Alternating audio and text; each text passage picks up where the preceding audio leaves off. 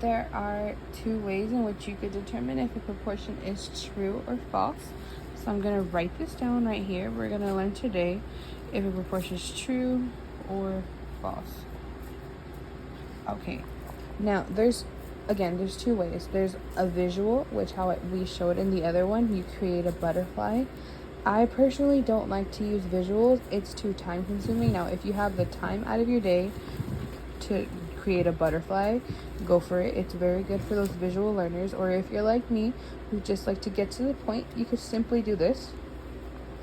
Now, always think of an X. It's basically a big X. That's it. And you just cross multiply. That's all you got to do. So 14 times 8 and 7 times 16. And we're going to write it out. So what is 14 times 8?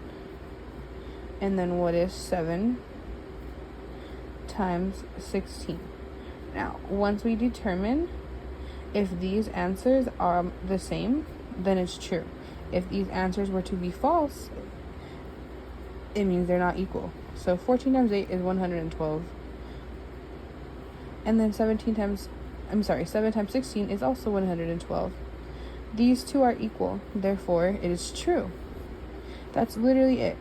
Just as in the previous one that we did, watching a different video, right here, you create a whole butterfly. It's very similar, but this is more on the visual learner side. Or you could do what I do, and you straight up just write it down. So 14 times 8, 7 times 16, times it out. And if the answer is equal, it's equal. For example, I'll show you a false one. So what's 1 times 2, and then we're going to do this one, right? Let me do a little, I'm going to show you what a false is. So we're going to do 2 times 3, and then 1 times 4. Okay, so 1 times 4, 2 times 3. 1 times 4 is 4, 2 times 3 is 6. That would be a false proportion. All in just the X method. And that's it. Always think, do an X, multiply.